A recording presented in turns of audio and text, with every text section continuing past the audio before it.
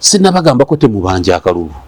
Sinna nchiche nakola nukumbulira n'ekimu. Tikugamba nti omusajja babadde tebamunoonya. Kale bamunoonya. Nti agamba nti omusajja ate tebamunoonya nga badde ku dduuka. Bamunoonya nga bazinzeeko newe yayise mu septic pipe. Pipe ya septic mu yayise bw'ati kale. Mbukugamba nti omusajja yagenze ofuluma nga ne aba security bakimanyiiko. Kati adayinza okuvaawo mbu. Muleke kutusiriwaza nze nali presidential candidate.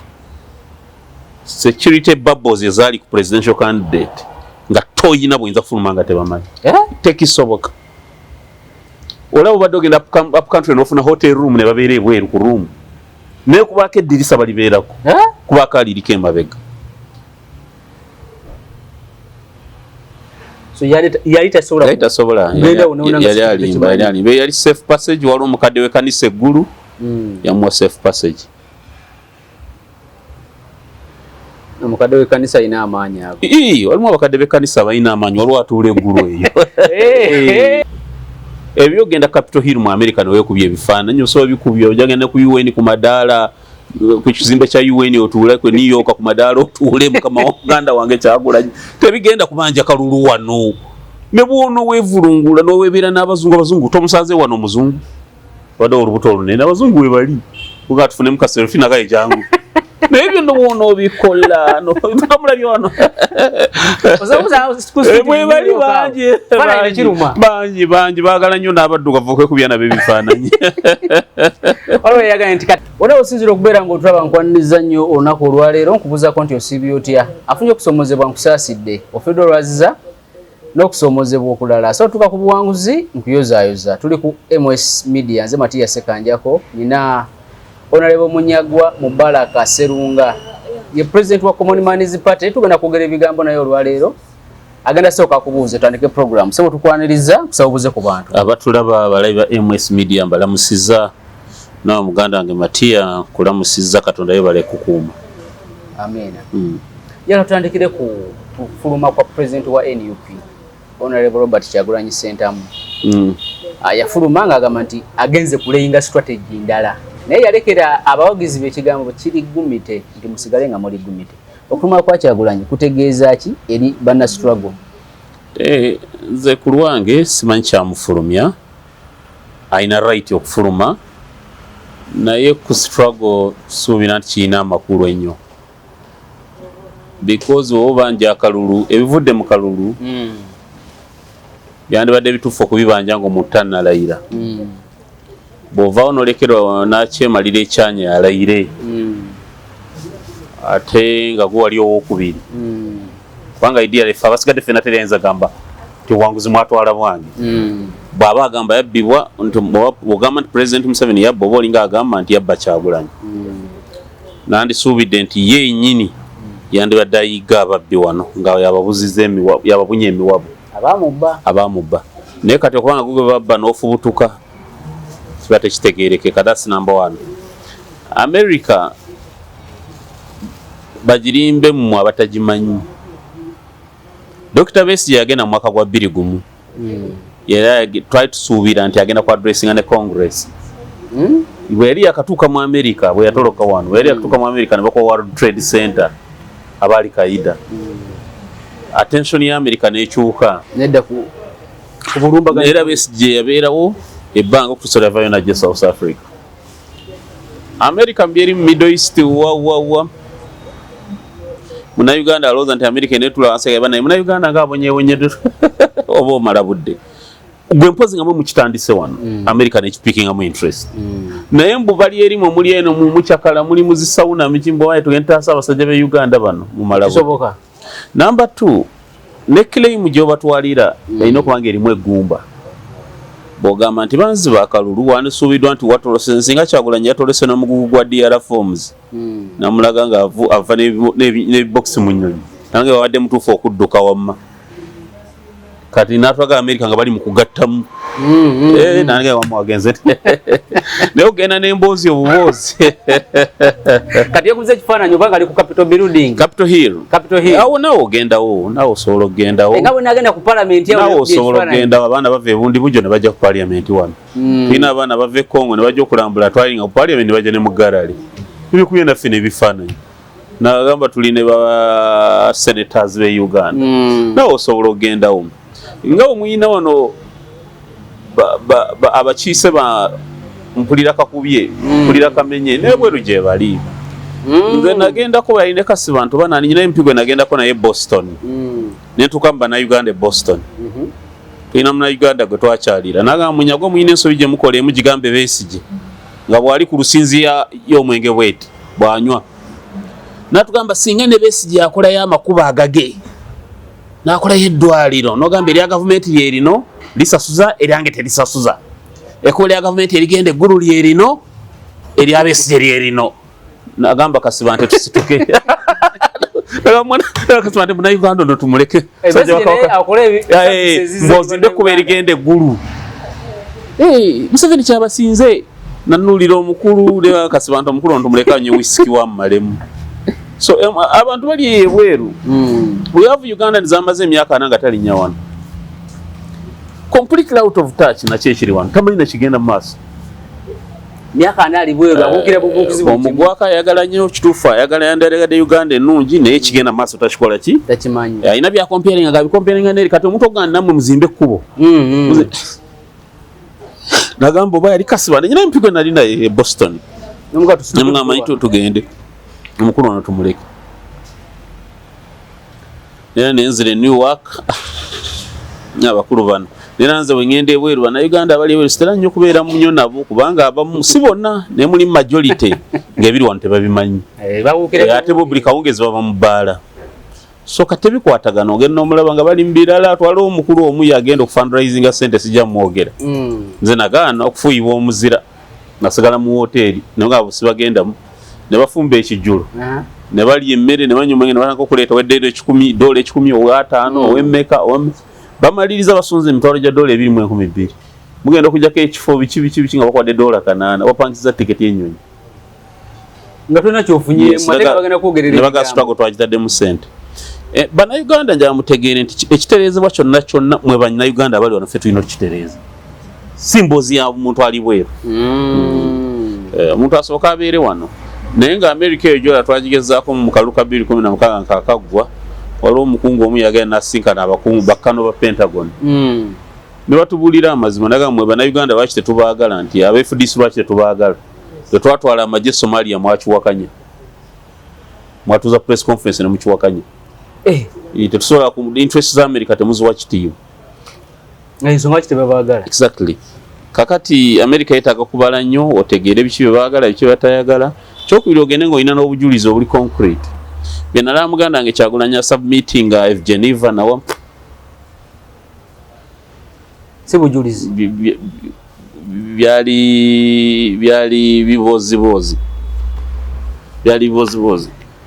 bidali bibozibozi omuntu yatasobola kwesigamako kati oli yeebuuza nti omusajja ono asobba nga yafulumye n'akuwa security ekimmooni tekisoboka haramu haramaini nani nakava mu kalulu nagende Hageisha naliyo 2 weeks back Somaliland Somalia kuliko ekitundu ekyekutwako bakita Hageisha kiri mu Somaliland nagenda ye capital yaabwe nagenda nyingire ne bagaana bagogolinga erinnya lyange ne bagaana nabaga nti ndi politically exposed so kenzire mu ggwanga lyange libawandikire diplomatic note ne bankomya ne banteeka ku nyonyi ne bankomya nga ne passport sigirina bagimpeera ntebe dayo toyina ne bwotoloka e Uganda teri ggwanga lya muliraano liza kiza former presidential candidate kulinya nyonyi nga teryebuuza ku Uganda teririyo wanda bafutu soja bawuza nti yayise na Rwanda tebamutegedde alla bamanyi Rwanda ate amalala gonna gazanyireko naye Rwanda gireke ojukira mu chairman wero C5 we gundi go bajja ku nyonyi e Rwanda bamuyitanga Mutabazi Werwengo bamujja ku nyonyi Rwanda ogenda kuva ennyonyi okuva wano okutuuka ekigali baba bamanyi buli atuddeko buli ali mu nyonyi abaali bagenze Rwanda bakimanyi kyenjogera ke Rwanda tosobola ate ennaku zino gavumenti y'e Rwanda ne General Muhoozi bakolagana erieti tewali kujanga bano bagambya oyo muleko mukulu wa faitaawo waliwo omukulu wana kye bayita safe passage abasirikale baba balwana n'omuntu balina enkola yabwe tebakugalawo mu makubo gonna balekawo omuwaatu ogw'okuteesa so tuuka n'oteesa nti ebyokukabanja mbivuddeko naye munkolere safe passage nange nefuula nkoleka accountability ndagayo abasajja bange ndi nzanyezanyeewo kale yitaawo noyitawo n'ogenda n'ogamba nabakubye ekimooni mwalabye robadaba style mwalabye biki byonna n'obyogera bo ne baseka naga kasitafu obuwanguzi tubulina neera okulayira bwe kuggwa n'okomawo neera abanupu kyabakola babireke balimbye bannayuganda kati babiveeko bategeka amadda g'omukulu kuba omukulu agenda kudda tagenda kudda simanyi ng'okulayira kwakadde agenda kudda mugwokutaanaawo nga guggwako tuyinza omulaba mugwomusanvu ojja mulaba tayali entebe baga mwana omulabye atuusa ekitubulu n'abuuka mu motoka n'abobinga bakiyita bobi n'abimbamu n'amenyekamenyeka neera n'agamba enteeka naye ava yagambe kakati nze kulambula ngenda mbadde nyinda okudda ndabe state house yange bibityo nga mukaddiwa nga mugenda you see naye batuzanyiddeko nyo bali abakikuyu abaganda abazulu n'abantu abongera olulingala ekongo bafaanagana ojo studying tribes ez'ettaano bafaanaganya ebintu n'abayibo e Nigeria bafaanagana bangu fe abaganda tulimbibwa mangu ate bitali business tupenga attention ku business n'ekitali business tubitwalanga byakusaagirira tovola fene ebyobufuzi bisanga ku boda nga banyumya bunyume binyitu kyakusaagiriramu abaganda ebyobufuzi tubitwalanga byakusaagirira bukimu kitwalanga kyakusaagirira buzannyo anyway ekyo but nalabe bafutusujja bene ate nga batabukidde ggwe nga bagamba nti munyagwa gobadde weekwasa omusajja lwaki yeekwese kati agenze taliiwo ssebo vuga olutaba tujja kulangirira tulina betujja okulangirira naye tunabirange bajaga diversion bajaga omusajja yeekwese ate bano baleese diversion kyogamba tababyogere naye lwaki mu bonna abesimbyewo balondayo munyagwa bamanyi abasinga banti abali mu nupu abamu baaliko kati nze kankubuulire nawulidde honorable Mulyanyama with all due respect wadde twasiibye nga agamba mbu y'omu ku bamenta bange kisoboka ekyo can it happen honorable can it happen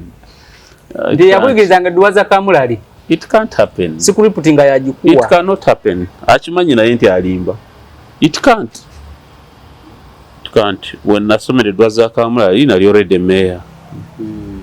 ye yali ki simanyi egyo mbuuzi but it can't happen honorable ekyoyogera okujjako honorable Mulyanyama yekyali what he accused me of yali ennimbirira nali mugezaako muga nti oli musajja mukulu teweetaba mu ntalo z'abaana bato bajja kukuswaza naye saagambako nti oba ayina obulwadde oba ayina kisimanyi sobola I can't say that for me sobola ekyo aba mpaayidde ate nze bompaayira oba ondisamize kuba nze kyenjagala okwogera nkyogera naye waliwo byesoogera ebitali bya buntu naye nyinza okugamba nti akaana kali okalabye wegenze wali nogakuwana n'akaana ka booda ako okalabye engumize kakubye mu bantu n'oswala komya okulwanira mu makubo oyo bugamba yesu nyontalo z'abannamiri bajja muswaliza bwereere nali ngezaako mulaga oli musajja mukulu Allah akuyambe iwe diplomat onale Mulyanyama MP tomanyi kyanaddako kubeera Katonda akugulidde olwaki why don't you harness that nene naiswa muga nti ayino sobola kwogera ebyo sobola nakubiwagira so bafutusojja bakuwadde ekisaawe njaye si batubula ebyokukola ffe byaffe tujja bikola antugenda bikola ffe ekisikuka tuli ku reforms tugamba 226 tuyise mu ngalo ffe katege 231 naye nga tetunamutuuka kutugamba tufune reforms ankyukakyuka mu mateeka bino BNRM nga ba RDC abakozi ba gavumenti bonna bataddeyo motoka za gavumenti basomba abantu tulina okufuna amateeka agabakangavula awo ennyini nga mukwata ne mutwala ku police RDC nga musoro mujjawo ne mukaba ne mutwala ku police olwaleero omuntu wabba akalulu ng'akolaganye n'aba electoral commission basaza mbusaza kalulu naye teri tteeka livunaana ono wa electoral commission yakoze emivuyo exactly tulina reforms ze twetaaga naye tugenda zirangirira naye kuba ffe tetwogera byettaakole batukyagezaako tetugenda bikola nko common manners party wana entesigaza erimu n'ebibiina ebirala twaba tukola kifite pressure group tutambula eggwanga lyonna tulitegeeze 2 mugumbu anaafaanana NUP yote mujigenda mujenge ejenda NUP eriteekuba naye ina plan zaayo NUP akajja platform politics on abaddewo ebbanga right naye leading opposition kati nkugambye yakajja ne politics abaddewo ebbanga kitegeeza kyoka buli munnayuganda alinawo NUP. Bw'ogenda ku bululu bwe yafuna alina 20% kitegeeza ffe tulina 70% ey'abannayuganda esigadde gye tusobola okukola ki ate nabo tomanya midway along the way bayinza okugamba nti basajja mmwe kintu enkwata gye mukikutte naffe katubeegatteko. Okay? Bafuutu soja bakuvunaanira bwereere. Bafuutu soja gwe balina okuvunaana tebamumanyi kubanga bavunaane mukama waabwe yabasuubiza okukabanja n'ayitamu kati mpulira totamaguzi for sure mukambwe gyendi naye katonalebo nkambwaliraki honalebo gwo kenyini wagamba nti Museveni wakwata kalulu kamwe eruutu eno mumutandikirawo nze nagamba obyogere kati nze nakugana omutandikirawo ate honalebo nzira mukulanga okabirakako musajja omukulu wali omusajja agamba oli mugagga wakola mu UN wakola wate n'okabira akafo nga bakatutte naye akaba gali amaziga gali mangi nabira mu t-shirt emu okumala ennaku n'okukyusa engoye n'okunaaba so gali mangi mu but kyegezaako honalebo okumutegeeza nze nyiigirira bwereere sinnabagambako temubanja akalulu nkiki nakola n'okumbulira n'ekimu tekugamba nti omusajja babadde tebamunoonya kale bamunoonya nti agamba nti omusajja ate tebamunoonya nga badde kudduka bamunoonya nga bazinzeeko newuwe yayise mu septic pipe ya septic mwe yayise bwati kale mbukugamba nti omusajja yagenza ofuluma nga aba security bakimanyiiko kati adayinza okuvaawo mbu muleke kutusiriwaza nze nali presidential candidate security bubbles ezaali ku presidential candidate nga toyina bwinza kufuluma nga tebamanyi tekisoboka olaba obadde ogenda up country n'ofuna hotel room ne babeera ebweru ku room naye kubaako eddirisa balibeerako kubaako aliriko emabega so yali tasobola yali safe passage wali omukadde w'ekkanisa eggulu yamuwa safe passage omukadde w'ekkanisa alina amaanyi ago walimu abakadde b'ekkanisa balina amaanyi waliwo atuula eggulu eyo yamuwa safe passage mukadde w'ekkanisa namwe agenda osooka obeereko eyo genda bino biveeko kati obusungu ate bano ne babuddiza nze kakati baali bamunoonyeza ki nga n'okukabanja takanatandika baali tebasobola teyagambako nti obatukabanja engeri eno kati baali bamunoonya batya ate abakubbye nga bebakunoonya gwalina obbanoonya kati kyogamba takomewo nze mbadde manyi agenze mu bwaŋŋanguse agenda kudda mu gw'omusanvu bana bavudde wabatemu bajja kubaawo nze banyiigirira bwereere bo bafune basiba ekintu kyabwe badde mu bannayuganda baabwe bali muno abantu baabwe balya gali bo babazanyire ku bwongo batambule naye nze munyiigirira bwereere sinze nabagamba musuubiza abantu byemutaakole so kibanga kuwuliriza leediyo n'ebika omuntu ate n'ojaasa nga talina musango gwonna gwekoze so bafuutu soja kati balina okudda ku mukama waabwe gwababuuza kye bazzaako ebyogenda Capitol Hill mu America neweekubya ebifaananyi osobola bikubya ojagenda ku UN ku madaala ku kizimbe kya UN otuule ku New York ku madaala otuule mukama wa muganda wange Kyagulanyi tebigenda kubanja kalulu wano ne bwono weevulungula n'oweebeera n'abazungu tomusanze wano omuzungu wadde olubuto olunene abazungu we bali kuga tufune mu kaselfie nakaye jangu naye byo nobwono obikola nomulabye wano bali bangi baagala nnyo n'abaddugavu okwekubya nabo ebifaananyi olweyagala nti kati asinkanye looya we simanya Amsterdam ayi akola eki nti looya we empapula zonna amaze zimulaga ensonga tugende twogere ebirala so omuzungu aganya okwekubya ekifaananyi bali eyo tebalina na byakukola abamu babeera na aido muleetaleeta mu kiboozi n'omuyimbiramu akayimba ne mutambula wamu tebirina makulu fe abona twabagezaako so kati gwe n'abalabe mukwagana okukwatana nabo musazeewo muddawulo nze ekinnuma kulimba baana nga security yawano ebeesingako ebyo threats zammwe neyoola abaana abamu bali mu makomera mwe mwadduka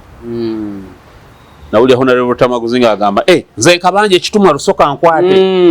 kakati ki abaana mwali batuma kukola ki kabanja mbatandikirawo babaana babakwate mwe temukwatibwa abaana Uganda baligenda okutegeera mbega omutuufu amazizaawo abaana b'e Buganda wano nga bibano bebeesiga sitwaga ate nga etabuseemukko naye katusabe mugizza engulu mmwe kife bannayuganda banayagala batambule naffe tugizza engulu babanaba tebagadde batufuge tukaddiwe nga buli kaseera tuleetawo engombe ate bagambye nti sukaali bweyeyongera mbu wanupu yamugula layisi foot soja amugula layisi mumbeeremu nga muli valuga mu struggle bajja kutufuga tukaddiwe kaseera muleetewo agaboozibozi agatakola amanyi mulimba abalwanyi bannammwe mubavuma mwe mubakola kyotalo muteekamu buli katemba mwe mubulakamairinga bannammwe mubikole tujja kutuuka tukaddiwe Museveni atufuge ffena tukaddiwe asigale mu kisaawe yekka ne bazzukulu ne bannayuganda baabakyo kuba nti mwaba bagamba amazima tebabaagala ate oli abalimba abaganda abakikuyu abazulu aba Igbo n'aboogezi b'olulingala bafaanagana anyway twogere ekirala ebyo ojja kunoonyereza tribes ezo ojja ziraba balimbibwa mangu ng'ebyo nojja binoonyereza nawe kankuwaako ogenda onoonyereze kati jala tugendeko mu kulwanagana wakati wa Amerika Israeli ne Iran yosina kugamba nze kisooka abantu balowooza muri psychophant wa Amerika si kituufu nze ndi sympathizer wa Amerika oba byetukoledde kubanga wangamba yes nze ndi mwenkanya agamwaga gemwogera ku kituufu waganyigirizibwa bagakola ki naye nago tegafudde nnyo ku muntu wa bulijjo Dubai sente zefuna obufunyaawo Dubai twagiwako n'obuyambi naye kitali kyoyinza kusanga wano kyogamba nti ya Dubai yatuzimbira ekintu gundi yatuyambyeko ku kino Saudi kyekimu abasiraamu batuwa mizikiti kyogamba tetwetaaga malwaliro tetwetaaga technical institutes tetwetaaga scholarships z'abaana basoma engineering biki tuzeetaaga kata etudde ku bugaga bwotayinza kubala so nze ndi sympathizer wa America yaleta vaccines etuwadde amalagala ga siriimu etuwadde ki obuyambi bwa research mu universities okusoma kw'abaana UPE biki osanga mu America but America this time olutalo yalubaze bubi nakikugamba eggwanga nga Iran terikyawambika okuliwamba weetaaga amaanyi mangi osobola okukola structural deformation n'olikubakuba n'oliyomu but okuliwamba nti kati gavumenti njiwambi kikwetaagisa amaanyi mangi kati America ensobi gye yakola tebabala bulungi waliwo omusajja yali mu Iraq bamuyitanga Ahmed Charabi yalimbalimba America nalimbalimba America n'abatwala mu lutalo lwa Saddam Hussein nga baga nti Saddam alina ebyokulwanyisa zissa byalo America egenda okusanga si we gwali chances are high nti abanoonyiboobuddamu aba Iran abali mu America mulimu abalimbalimba ba Republicans ne bagamba irwanyisa gavumenti ya Iran gavumenti ya Iran okugirwanyisa si ekintu ekyagu nti ogisuule nakugamba gavumenti ya Iran erimu layers nyingi nagamba waliwo omuzungu kyetuyita hydra kyekisota ekyemitwe emingi nga bwotema guno gukuluma bwotema guno gavumenti ya Iran bweri toyinza kumanya nani akola ki yakiyekera nnyo bakulu b'eddiini beetabise mu gavumenti bambali mu magye kuba toyinza kumanya osanga akulira omuzikiti ate nga ye kamanda w'amagye so chain of command weri ate tegerekeka eri multi-layered ate multi-faces nyingi so Iran okutemula abakulembeze tekijja kuyamba Iran nobona olwana nagamba mpozi America nga ready okufiirwa abasirikale abawere emitwalo 45 netosobola kuvunika gavumenti ya Iran twalina 45 nga America otakisobola kakati eyo nsobi bagikola ate kibi nnyo okugireka nga eri wounded n'ogigyeka nga togigyeko 3 ojja kuba osetinze president nti America nga yali erumba Iran n'egiremwa Iran erina defense gyekoze eri successful abasoma ebyentalo bakimanyi bakishe bayita asymmetrical warfare. Symmetrical warfare mutokozese obukulwanyisa obutonotono n'alwana n'ekirimanyi n'amucontaining. Waliwo Muhammad Ali enwana y'ebikonde style yagiyitanga Robert Daba style. Bakuba banupu bakikozesa bubi. Robert Daba style baali bagamba kuba ebikonde nti Muhammad Ali gyali azanye n'agwa ku biguwaati n'omukuba punch z'oyagala nga yombiri agusibye bwakudodging so omutwe bwati n'okuba z'oyagala zonna bwakulaba okuuye naluka paka bakuteka ku ttaka. Iran gyesambisa esamba Robert Daba style. Kiriza n'okuba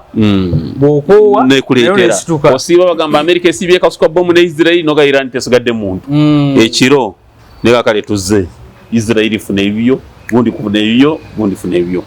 Iran like sustaining in one that symmetrical approach wangi ina drones bungi ko saka drone ka mtwalo ja $2 go ka defending ko ku once wetaga $1 million nya miza ya $1 million nya ina bungi esolo bukozesa orova ne terrorizing and sustaining otalo omwaka no musobi so mbabulira Trump president with all due respect akiriza withdrawing ave mu Iran tungate tunafuna damages si oiro bwana bei ya mafuta bwene erinya bikibi ensejja ku ganging up against America tebaina kibajja kola America chamanyi but okugivumirira ovumirizi ojja kuba owadde Iran kuva mu rutalo runongo omuzira ng'omutukuvu nga gwe bakulanga ng'omwakuzi w'entalo nkimanya America egeza kumenya China wala kibaita the petrodollar gw'ensanvu mwena America yakanya ne Saudi Arabia n'amawanga amalala agafulumya oil nti omuntu yena agula petrol oil amugulenga mu $. Iran ne Venezuela ne batandika okuguza China oil mu yuan eza China ne bava ku kibaita petrodollar ne badda ku petrol yuan kitegeeza olinga akakanya amaanyi ga $. mu nsi America bejja kukuba so ensi ekisooka zimanye nti America tezigisobola naye na America emanye nti entalo nazo zikati see a solution yes otherwise I strongly believe nti Americans they still come out of this nga bali victorious nga bagumu as usual. America is a strong nation ezimbidwe eri hinged strong structures and systems you know it will keep ejasigala omutwe gwayo guli waggulu kuba nabya kulira counter intelligence counter terrorism ndowooza abeera nga akulira ekitongole ekirwanyisa obutujju mu America ngagamba nti America tebanako na intero yonna eraga nti Iran egenda girumba nti era gavumenti ya Trump bye yayogera byonna bikyamu nalekulira n'okulekulira kirekawa gavumenti ya Trump ekya America si ekyagitwala ekikulu aba politics wa America ba generals bani buli omu alina ekibiina kyali affiliated to kati babaagala kudiscrediting Trump America ekyamulumbisa Iran kutema biwawatiro bya China amafuta agalayisi mu nsi ebadde gajja Venezuela na Iran amafuta gabaddeko sanctions twala age Venezuela oyinone n'age Iran suffocate egende sibe nati za China so onakulira gundi eno terrorism ensonga si yalumbisa Iran America sobijja yakola yabala bwirutalo Iran naye nga Iran ebadde threat y'amaanyi ku hegemony ya America. Iran si gwanga lya kuzanya. Iran ina universities esinga mu Middle East ne Asia esinga okusomesa ne India ngo gitadde mu Iran basinga universities ez'omulembe. Iran di civilization y'amaanyi nnyo wala omusajja gwe basembye okutta baada muita Ali Larijani military chief abadde security chief abadde ina PhD mu philosophy yasoma okubala nasoma philosophy nasoma ki abadde musajja mugezi nnyo philosopher w'amaanyi world over nze namusanga ke Marcel e Bufaransa bwe yali alaunchinga doctrine ya the principle of demarcations abadde philosopher w'amaanyi naye osanga kutwala obuzibu ojja kufuna obuzibu ebijja kusumbu omutwe gujja kuluma but kyengezaako ebyo kambireke but kyengezaako kulaga nti abadde musajja wa bwongo bw'amaanyi ali ku world class ngadde bwatuuka Europe bamumanyi yabadde security chief waabwe nga ekagezi munnyo waabwe. Iran si muganda mawanga malala aga Buarabu nga bwogeza okugagira. Iran gwanga ly'amaanyi naye bano abasajja ensiga gye basika ekifaananyi kya Iran batulowooza nti Iran yo wabeerayo ntalo zokka teri kitambula. Iran mu technological advancement mu biki temanyi gano mawanga agasigadde aga Buarabu gonna aga Asia gonna actually tegamanyi competing na Israel ngubulya si yakuzanya. I think na America eroza nti okukwatagana kwa Iran ne China ne Russia actually chwe Iran manyi gayo busobozi bwayo bajeraliikira gaba eno nedda ono tumuyimirize speed kwaddukira nene so baba balina omuyimiriza yes ne banaso omuyimiriza tebasobola kuvunika government bajja kujimu retardingamu malenge emyaka 2 nga stagalinga wanabo alimpinga kyalimpinga ne China bamu disorganizing wodire engulu nga banno bakimicho bamalawo entalo baziwangula bayizo ziwangula olutalo bayizo olwangula mu short term ne balwangula mu long term. Kati njala tugendeko ku tteeka eryagobeddwa erya Muhammad Nsereke erya computer misuse. Lirwadde lisibye abantu bangi naye kooti yaligobye. Anti kakati ye problem gye muyina etteeka likyaliwo. Bagobye amendment bill ennongoosereza. Etteeka likyaliwo bagobye amendment ennongoosereza. Ate si yonna obula obwayiro omu. Njagala abantu bakimanye neera mpadde kasuku offer.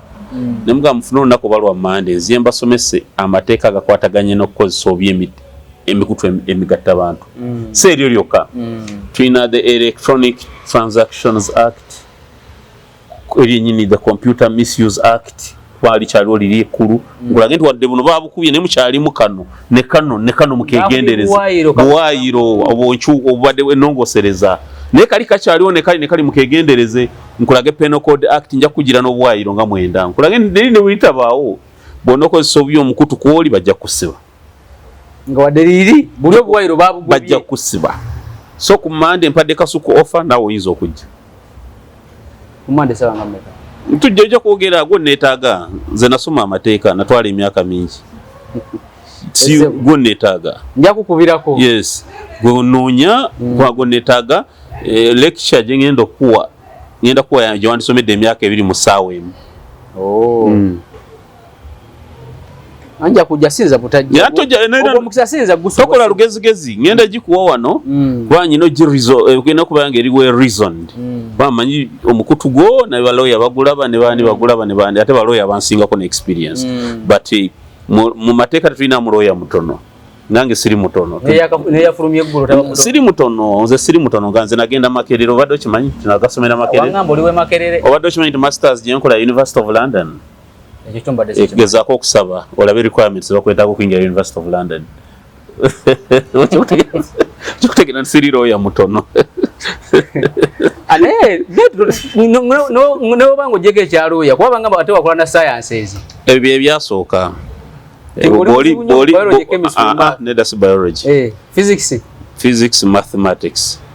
Nera go boli agala olifuna obuddo joleteyo kirasi. No ebimwana bali mutekira wano oleta ka board wano oleta kirasi ya senior 6. Abanini dokutula ebibuuzo nenkwata mu wano. Nochimanyi futu soja taina moral authority kukogerako. Nenda futu soja down ayogera ku munyago ayogera kala katamutegira bulungi. Besigye yatuletera bino twali mwoko tuwaka Besigye natuka mufana n'abantu ba wansi olokwa mbuga kamandinga Besigye yatuletera bino kati usagise je lisise chapati emyaka 2 iroza ndimwekada wali ali kula boli itakawo kalerwe Besigye yabituletera Besigye yatuletera okwagala mufana ne bano Besigye yabireeta ebya approach bi zina ndi wakanyiza Besigye yansanga siba masuti gange nongomba mufana n'aba okola masters mu mateeka ngenda jimala University of London ngenda jimala motoli wa muzanyo na leo siri class yo togenda yo siri class yo naye kate kimaliriza era ne bano benyini bewe simbawo nabo kakati na nkutegeeza Besigye yatuteeka mu ebyo naye njagala bitwale tusaga n'atasoma asobola okuba omugezi. Nase mujuyaga nti omukulembeze alina kwawukanako exactly gamazima sikwewaana n'atasoma soko naye bino bitwabisoma era n'omusawo omuganda naye bamusomesa ne bamutikira ow'ekinnansi namusumikira gwe oyagala ojournalizing ensonga z'ensi toyina lupapula lwewasoma nalumu tosobola kusoma bukedde nosoma kapapula ka bukedde n'okamalako tokasobola nuyaga nawo ujja oleta analysis twayima naye mukulu azze mukulu uyaze twala eri sonja kujjanga ngenda kukola so ku Monday tugenda beera wano nga tufuna lecture ngenda kubayitira mu kye bayita the synopsis of sijja kukiyita synopsis but nja kukola scanning through all the laws that touch computer use computers ezino byonna buli kintu ekikolera computer banga abantu bade bewanye nti teeka kasita baligobye bakusiba ajja kusiba ka defamation yavuddewo bingi bakusiba. Nga tumaliriza Honorable Norbert Mao twabaddeko mu press conference ye ku lunaku olwokubiri alemedde kagamba nti ebbaluwa ya Seeke yagiraba naye mbu yali mu akawaayiro nga kagamba mbu ensonga endala zonna zigenda kwesigama ku bumanyirivu mbwe ensonga endala ze bali boogerako mu bbaluwa eyo yali Mao tasobola kubeera era ensonga lwaki akyayimirira Mao talina chance ebeera speaker wa parliament. Kiri ekibiina kyalimu kye kyagezako okukutirizaako kirina enkwe nnyingi ezikiri mu ndoomu. Kyagezako okukutirizaako. Kirina enkwe nnyingi. Soka President Museveni bw'amala kubanga yawa Anita ekigambo kye. Simulaba kulya kigambo kye. Tamanyikiddwa kukola ebyo. Ku bantu be. Anita yakola nnyo mu kalulu akawedde, ojjukira yali asala tasanyalaziza. Wa Kivumbi, wa Nambooze bwe yatuuka yalongosa nga tasanyalaziza bwe yatuuka mu kyalo yaleeta ne taata wange namupareedinga yakola effujjo lingi nnyo mu kalulu ono ye taata wa yakola effujjo lingi n'ensuubira nti bajja musasula ekifo ekyo ne tayebwa ate singa Anita ne tayebwa Museveni President Museveni abadde kituufu tabawagira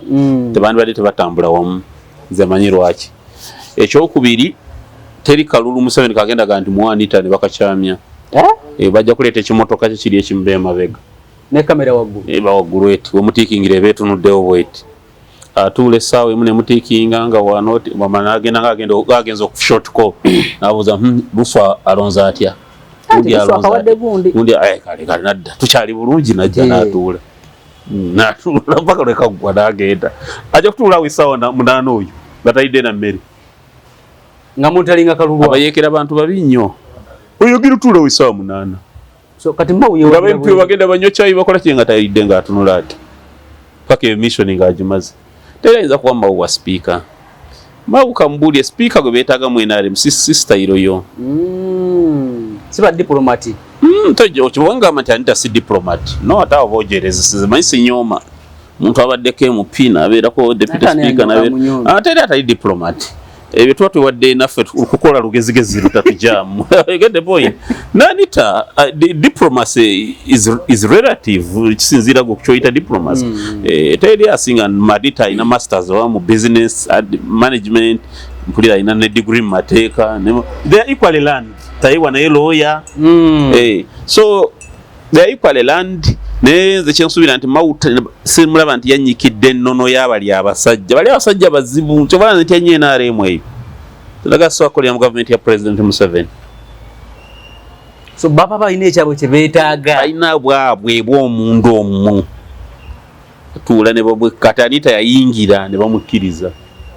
yatula mu system yaabwe ono akyawalira awoza ndi ku ndagaano ndi wa DP ate ndi niwa DP atejala wa speaker tena ale mwe tasobola kusettinga president eyo mbaga nti Mao anyiga mapensa like nga afunayo ku kifo bajja muwa ebyo mu bitaano ebisooka jafuna mu kimu wa deputy president wa prime minister ebyo nabajja muwaako nature speaker tebasobola wana lawa ne vice wenga agamba nti Mao fere tubitesanga nako nange namweza tasobola talina chance naye amanyi nsuubira amanyi naye aga nti abantu bamunyomya okuva e Makerere n'afuuka Girudi bw'amaliriza Makerere n'afuuka omubaka wa parliament n'afuuka fene twabinyumya nafuuka meya nafuuka kyantu nga banyooma nafuuka kyanokose nebyo tubinyumya but politics bwaba politics bamwanalyzinga batyo buli mission n'ebyayo ebyafayo tebigenda kukolera Mao President Museveni okubeera president yali before kyebirabira yabaddemu ebingi amyuka minister wa defense kyekyokka amyuka nga yali amyuka chairman wa military commission yategeka akalulu yalinga vice president kyekyokka kyeyabeeramu myezi mitono but kyengezako okulaga nti bantu bangi Paul Kagame wa Rwanda okubeera president ajaga nasooka mu bifo bimeka ebingi Tshisekedi wa Congo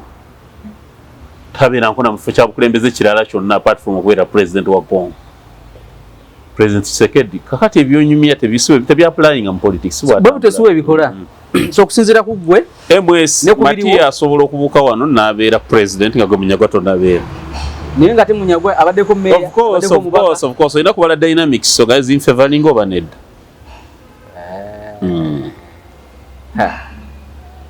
Mama njogera jayogera mu amanyi ge yayogeza mu press conference. Nalabenga obayi nekimu yengo omuntu obayi na backup eyamanyi. Tewali. Kale President Munyagwa ndoza tugenda katukumanda tugenda komawo wano. Yes. Kale. Wona obadde sinzira okubeera nga otulaba ne Honorable Munyagwa Mubaraka President wa Common Man's Party CMP. Tugenda koma wano olwaleero tujja kutandikira awo olunaku olulala akuume atakuumira mpeera.